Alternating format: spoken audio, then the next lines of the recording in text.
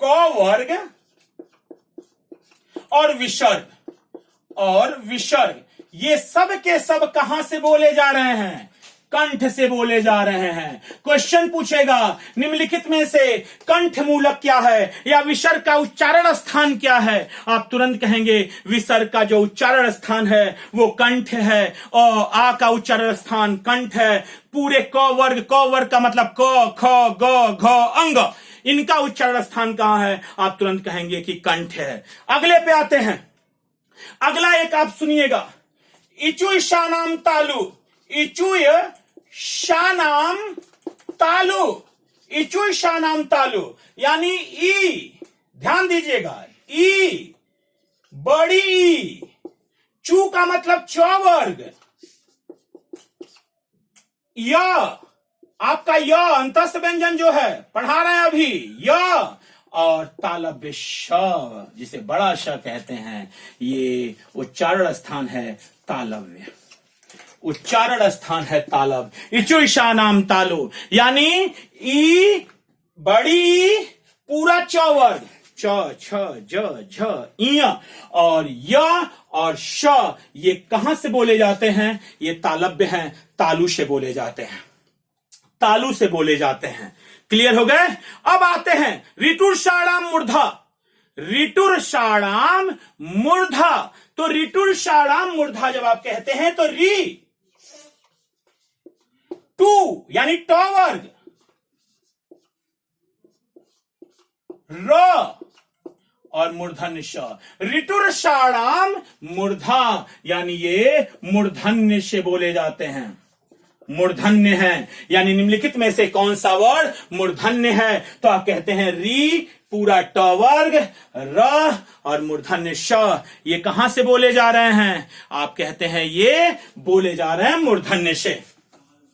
लितुल सानाम दंता, लितुल सानाम दंता, ली तू यानी त वर्ग, लितुल यानी ल और सानाम दंता यानी दंत से बोले जा रहे हैं। लितुल सानाम दंता यानी ली पूरा त वर्ग, ल और श दंत से बोले जा रहे हैं। भाई थोड़ा देखते रहे ना, ये अंतस्थ व्यंजन भी चलते जा रहे हैं। य र ल और अकुह विसर्जनिया नाम कंठ में हम ये भी कह सकते हैं, ध्यान दीजिएगा कि अ आ और ह यानी ये तीनों स दंत तालव्य श, मूर्धन्य श, दंत श और ह जिसको आप उसमें व्यंजन कहने वाले हैं, ये भी क्लियर हो गए।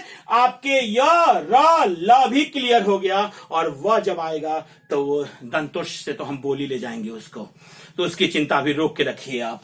यानी लितुल शानाम दंता यानी और एक ऊ बड़ा ऊ और प वर्ग, उपपद मानिया नाम ओष्ठौ, ऊ और प वर्ग ओष्ठ से बोले जाते हैं। कहां से बोले जाते हैं? ये ओष्ठ से बोले जाते हैं, ये ओष्ठ से बोले जाते हैं। और वह जो है वह को अगर आप लें तो ये दंतोष्ठ है। वह जो छूटा हुआ है य र ल व, तो वह जो अगर आप लें इसको तो ये दंतोष्ठ है, दंतोष्ठ है। वह को यदि आप लेना चाहें तो ये दंतोष्ठ है। अब कुछ और बच गए, ए आय बच गया, ओ औ बच गया और एक अंगो बच गया। तो चलो तीनों को निपटा लेते हैं। ए ऐ ओ औ, ए आय ओ औ, बहुत बेहतर, बहुत बेहतर। गुण संधि पे भागो, गुण संधि पे भागो। ए ऐ गुण संधि कहती है अ आ के बाद यदि ई ऊ री आए तो वो क्रमशः ए ओ अर में बदल जाता है, ए ओ अर में बदल जाता है। यानी यदि अ में हम ई जोड़ दें, ए शान, अ में अगर हम ई जोड़ दें तो ए बन जाता है, अगर हम अ में ऊ जोड़ दें तो वो ओ बन जाता है। और याद रखिएगा अ का उच्चारण स्थान कहां है? कंठ पे है। अ का उच्चारण स्थान कहां पे है? कंठ पे है। और ई का उच्चारण स्थान कहां पे है? तालु पे है, तालव्य पे है। तो ए ऐ का उच्चारण स्थान कहां होगा? कंठ तालव्य होगा, कंठ तालव्य होगा। याद रखिएगा, कंठ तालव्य होगा। उसी तरह यदि अ के साथ उ है तो ओ बनेगा। अ का उच्चारण स्थान कंठ पे है, उ का उच्चारण स्थान ओष्ठ पे है। अगर इन दोनों को जोड़ोगे तो ओ आएगा, मतलब कंठोष्ठ हो गया, कंठोष्ठ हो गया। इन दोनों को देखना, वर्तनी में आ जाओ, वर्तनी में आ जाओ। वर्तनी में अगर हम दंतोष्ठ लिखें तो भी वर्तनी शुद्ध है, यदि हम दंतोष्ठ लिखें तो भी वर्तनी शुद्ध है, यदि हम कंठोष्ठ लिखें तो भी वर्तनी शुद्ध है, यदि हम कंठोष्ठ लिखें तो भी वर्तनी शुद्ध है। क्योंकि यहां पे देख रहे हैं आप, ऊ के बाद में बड़ा ऊ भी हो सकता था। क्लियर? यानी ये दोनों वर्तनियां तब भी शुद्ध हैं जब हम दंतोष्ठ और कंठोष्ठ लिखें, और ये वर्तनियां तब भी शुद्ध हैं जब हम दंतोष्ठ और कंठोष्ठ लिखें। कोई दिक्कत नहीं। एक और बच गया बच्चों, एक और बच गया। क्लियर कर लो अभी अंग को। अंग जो है वो नासिक के है। और एक और, अगर विकल्प में ह कंठ नहीं देता है, ह को कंठ नहीं देता है, तो ह को आप स्वरतंत्री कहेंगे। स्वरतंत्री। क्वेश्चन पूछता है निम्नलिखित में से कौन सा स्वरतंत्री व्यंजन है, निम्नलिखित में से कौन सा स्वरतंत्री व्यंजन है। आंसर होता है कि ह जो है हमारा स्वरतंत्री व्यंजन है। अलिजिह्वा, इसको एक शब्द में कहते हैं अलिजिह्वा, अलिजिह्वा, अलिजिह्वा। आते हैं टॉपिक पे। यानी आपने देखा, इसको आप नोट करेंगे, क्वेश्चन पूछेगा आपसे, आप इसे नोट करेंगे कि अ आ ह क वर्ग और विसर्ग कंठमूलक हैं, ई च वर्ग य श तालव्य है, री ट वर्ग र मूर्धन्य श मूर्धन्य है, ली त वर्ग ल श दंत है, उ प वर्ग ओष्ठ है, व दंतोष्ठ है, ए कंठ तालव्य है, और ओ कंठोष्ठ है। और यहां पर जो आप दो देख रहे हैं इसे भी आप नोट कर लेंगे। अंग जो है वो नासिक के है और ह जो है स्वरतंत्री है। अब मुझे नहीं लगता कि पूरे स्वर में और पूरे व्यंजन में कहीं कोई बच पाया जिसका हमें नहीं पता कि वो कहां से आया। एक बच गया, एक बच गया, और वो है संयुक्त व्यंजन। वो कौन है? संयुक्त व्यंजन है, वही बच गए हैं, अन्यथा कोई बच नहीं पाया। तो आते हैं बच्चों हम संयुक्त व्यंजन पे। इसे स्क्रीनशॉट लेना चाहे तो ले सकते हैं। अब हम आने वाले हैं संयुक्त व्यंजन पे। संयुक्त व्यंजन पे, संयुक्त व्यंजन।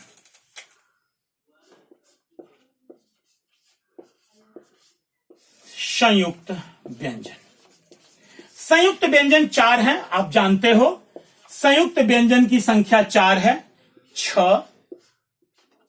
त्र,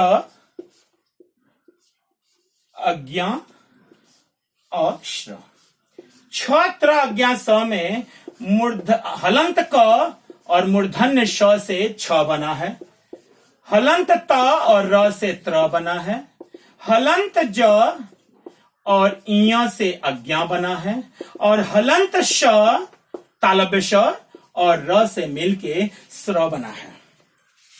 एक बात मैं स्पष्ट करना चाहूंगा बच्चों, हिंदी हमारी वियोगात्मक भाषा है। हिंदी वियोगात्मक भाषा है। अगर उच्चारण किसी किताब में नहीं मिलेगा, आप पूरी किताब ढूंढ डालिए, कहीं नहीं मिलेगा कि छ, त्र, अज्ञा और स्र का उच्चारण स्थान कहां है। छ, त्र, अज्ञा और स्र का उच्चारण स्थान कहां है, पूरी किताब ढूंढ डालिए, कहीं नहीं मिलेगा। आपको इसी बोर्ड पे मिलने वाला है। आप ध्यान दीजिएगा। अगर इस स को हम, चूंकि ये स जो है आप जानते हैं, स क्या है? अक्षर है। ये स क्या है? अक्षर है। इसको वर्ड में बदल दीजिए। इसको वर्ड में बदलेंगे तो श और अ में टूट जाएगा। र को बदल दीजिए, वर्ड में अ हो जाएगा। इया को बदल दीजिए, प्लस अ हो जाएगा। र को बदल दीजिए, अ हो जाएगा। यानी कंफर्म हम हो गए। हलंत क और स से मिलके हमने देखा मूर्धन्य स से मिलके छ बनाता, हलंत त और र से मिलके त्र बनाता, हलंत ज और य से मिलके अज्ञा बनाता, हलंत स और र से मिलके स्र बनाता। हमने लास्ट वाले को जो हमारे पास अक्षर थे हमने उन्हें ध्वनियों में बदल दिया, क्योंकि वर्ड वो कहलाते हैं, वो ध्वनियां हैं जिनको तोड़ा नहीं जा सकता, जिन्हें छोटा किया नहीं जा सकता। और अगर हम देखें और हमसे कोई पूछे, एक तो प्रश्न यही बन जाता है कि बनते कैसे हैं, और एक प्रश्न बनता है इसका उच्चारण स्थान कहां है। तो बच्चों हमें कहने में संदेह नहीं कि जो ही मैं कोक बोलूंगा तो ही आप कहोगे कंठ। तो ही क्या बोलोगे? कंठ। जो ही मैं मूर्धन्य श बोलूंगा तो ऋटुर षाणाम मूर्धा, मूर्धा मूर्धन्य कहोगे। क्या कहने वाले हो आप? मूर्धन्य कहने वाले हो। अकुह विसर्जनिया नाम कंठ, अ को आप कंठ बोलने वाले हो। अ को आप क्या बोलने वाले हो? कंठ बोलने वाले हो।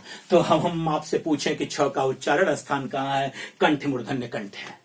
कंठ मूर्धन्य कंठ है। छ का उच्चारण स्थान क्या है? कंठ मूर्धन्य कंठ है। कंठ मूर्धन्य कंठ है। और साथ ही सभी का आप चाहें तो सभी का आप निकाल सकते हैं कि इनका उच्चारण स्थान कहां है, छ का कहां है, त्र का कहां है, अज्ञा का कहां है और स्र का कहां है। अब हम दो पर और विचार करने वाले हैं। दो पर विचार करेंगे, एक अंतस्थ व्यंजन पर करेंगे और एक ऊष्मीय व्यंजन पे करेंगे। अंतस्थ व्यंजन पे आते हैं हम। ध्यान दीजिएगा, इसे अगर चाहें तो स्क्रीनशॉट ले सकते हैं। ध्यान दीजिएगा, ध्यान दीजिएगा। अगर अंतस्थ व्यंजन पे आए तो य, र, ल और व। य, र, ल और व। य और र। एक बात और याद रखिएगा, अगर हम थोड़ी देर के लिए पाणिनि के अष्टाध्यायी को ले लें, तो अगर पाणिनि के अष्टाध्यायी को ले लें तो वो यर लव नहीं बोलते, वो यवर ल बोलते हैं। वो ह य व र ट, याद आ रहा है? पांचवा माहेश्वरी सूत्र, ह य व र ट और छठवां ल और ड। यानी वो य व र ल बोलते हैं, ना कि यर लव बोलते हैं। तो हम चाहते हैं कि हम अपनी पाणिनि को यहां ले लें। य व र और ल। य और व को हम अर्ध स्वर कहते हैं। बच्चों तैयार, हम अर्ध स्वर कहते हैं। र को हम प्रकंपित या लुंठित कहते हैं। र को हम प्रकंपित या लुंठित कहते हैं, प्रकंपित या लुंठित कहते हैं। और ल को हम पार्श्विक कहते हैं। ल को हम पार्श्विक, ल बोल के देखो, ल बगल से हवा निकल जाएगी। ल बोल के देखो, लैटरल हो जाएगा, बगल से हवा निकल जाएगी, उसीलिए हम इसे पार्श्विक कहते हैं। र बोल के देखो, र कहोगे तो प्रकंपित या लुंठित हो जाता है। और रही बात हमारी य और व की, रही बात हमारे य और व की, तो क्यों मैं इसे व्यंजन कहूं, क्यों मैं इसे स्वर कहूं? क्योंकि ये स्वर में भी होता है, व्यंजन में भी होता है। यड़ संधि इसकी परिभाषा है और यड़ संधि स्वर की संधि है, जो क्या कहती है? ई सुनना, यड़ संधि को सुनना, यड़ संधि को सुनना। यड़ संधि किसकी संधि है? स्वर संधि है। कौन सी संधि है? स्वर संधि है। यड़ संधि कहती है यदि ई ऊ री के उपरांत कोई अन्य स्वर आ जाए तो इनके स्थान पर क्रमशः य व र हो जाता है। तो स्वर में यदि य और व आ रहा है तो काहे व्यंजन कहें और काहे स्वर कहें? तो व्यंजन का भी भेद हो जाता है, स्वर का भी भेद हो जाता है। और इसीलिए हम य और व को अर्ध स्वर कहते हैं।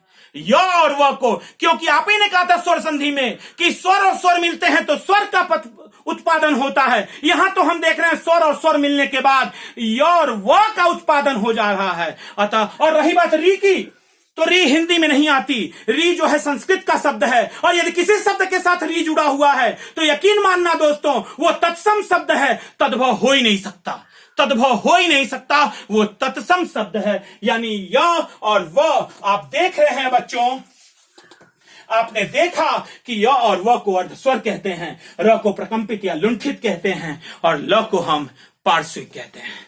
ल को हम पार्श्विक कहते हैं। अगली बात पे आते हैं हम। अगर इनका हम उच्चारण स्थान देखें, इनका हम उच्चारण स्थान देखें तो उच्चारण स्थान कैसे आप बनाएंगे य और ल का? क्या ये अल्पप्राण है? क्या ये महाप्राण है? क्या ये घोष है? क्या ये अघोष है? कैसे क्लियर करेंगे आप कि यर लव में कौन अल्पप्राण है और कौन महाप्राण है, कौन घोष है और कौन अघोष है? एक मिनट, इस पे क्लियर करने से पहले आपको हम पहले एक और ऊष्मीय व्यंजन पे पहले क्लियर कर लें, फिर दोनों का चार्ट बना देते हैं। ऊष्मीय व्यंजन, ऊष्मीय व्यंजन पे यदि हम आए, ध्यान देना बच्चों, यदि हम ऊष्मीय व्यंजन पे आए तो ऊष्मीय व्यंजन में तीनों श और ह, तीनों स और ह, ये तीनों स और ह क्या है? अल्पप्राण है कि महाप्राण है? ये महाप्राण है।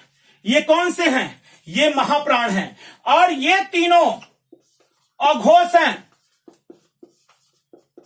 और ह जो है वो सघोष है, और ये महाप्राण है, और ये भी महाप्राण है।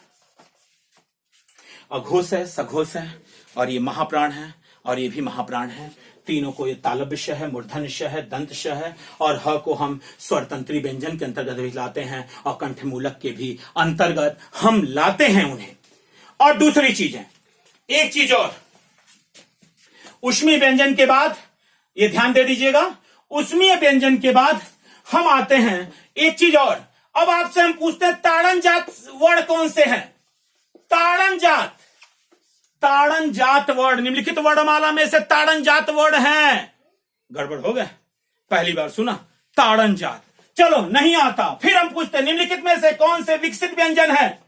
निम्नलिखित में से कौन से वर्ण को हम विकसित व्यंजन कहते हैं? लो एक और शब्द आ गया, विकसित व्यंजन किसे कहते हैं? लो अगला क्वेश्चन, निम्नलिखित में से कौन सा द्विगुण व्यंजन कहलाता है? आप समझ गया, पकड़ लिया आप लोगों ने, द्विगुण व्यंजन कौन कहलाता है, और निम्नलिखित में से कौन सा उत्क्षिप्त व्यंजन कहलाता है? अब समझ गए भाई कि ये कहलाता है और ये कहलाता है, जो कि ताड़न जात भी कहे जाते हैं। टीजीटी में एक बार क्वेश्चन पूछा, निम्नलिखित में से कौन से ताड़न जात व्यंजन है? निम्नलिखित में से कौन से ताड़न जात व्यंजन है? आंसर था ड ढ। हे, इसकी खूबसूरती देखना, इसकी खूबसूरती देखना। पहली खूबसूरती, इसमें से स्वर बाहर नहीं किए जा सकते, इसमें से स्वर बाहर नहीं किया जा सकता, इसमें से स्वर बाहर नहीं किया जा सकता, इसमें से स्वर बाहर नहीं किया जा सकता। और दूसरा देखिएगा, अगर स्वर बाहर, और इस व्यंजन से किसी शब्द का प्रारंभ नहीं होता, किसी शब्द का प्रारंभ नहीं होता, किसी शब्द का प्रारंभ नहीं होता, किसी शब्द का प्रारंभ नहीं होता। लो दो चीजें, अगर मैं लिखूं, देखना, अगर ड लिखा हूं तो आप कह सकते हैं सर ड और अ बन गया, ड। लेकिन अगर मैं यहां बिंदी दे दूं तो आप कभी नहीं कह सकते कि आप ऐसे लिखिए, गलत है।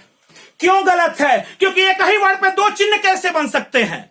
एक ही वर्ड पे दो चिन्ह नहीं बनाए जा सकते, और जब एक ही वर्ड पर दो चिन्ह नहीं बनाए जा सकते तो कंफर्म है कि ये ताड़न जात, विकसित व्यंजन, द्विगुण व्यंजन, उत्क्षिप्त व्यंजन सब एक ही के नाम है, जो ड है और ढ है, और इनसे किसी स्वर, इनमें से स्वर बाहर नहीं किया जा सकता, और इस व्यंजन से किसी शब्द का प्रारंभ नहीं हो सकता, नहीं हो सकता, नहीं हो सकता। यानी ड और ढ आपने देख लिया, इसको हम ताड़न जात कहते हैं, द्विगुण व्यंजन कहते हैं, उत्क्षिप्त व्यंजन कहते हैं, और साथ ही साथ हम इसे विकसित व्यंजन का भी नाम देते हैं।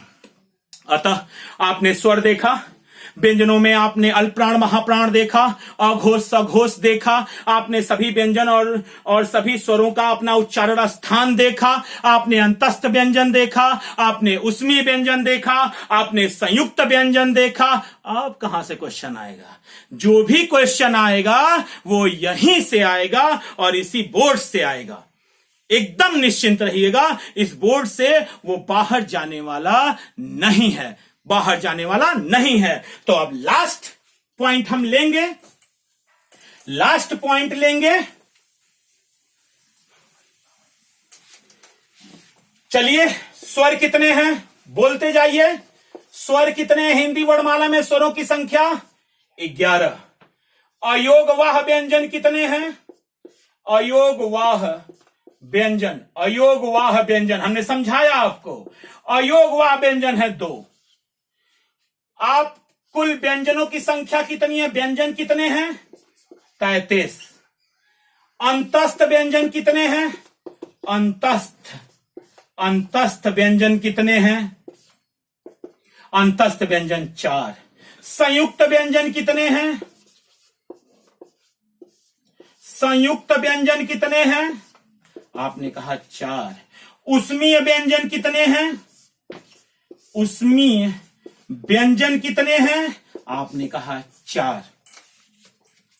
तो 33 11 44 46 33, 11, 44, 45, 46। 1 मिनट रुक जाइएगा।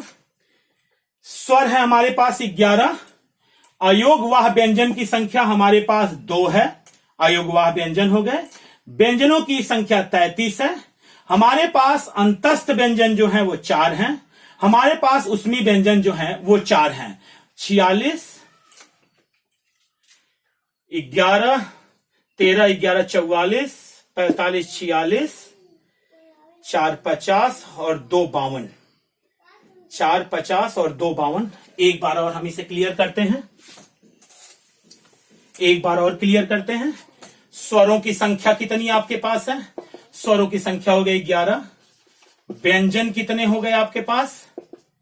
33। आपके पास अयोगवाह व्यंजन कितने हो गए? अयोगवाह व्यंजन, अयोगवाह व्यंजन आपके पास हो गए 2। आपके पास उच्छिप्त व्यंजन कितने हो गए? आपके पास उच्छिप्त व्यंजन हो गए आपके पास 2। 33, 11, 44, 45, 46, 47, 48। और आपके पास जो संयुक्त व्यंजन है, संयुक्त व्यंजन हो गए आपके पास 4। यानी 44, 46, 47, 48 और 4 मिलके 52। यानी आपके पास कुल वर्ण कितने हो गए? आपके पास कुल वर्ण हो गए 52।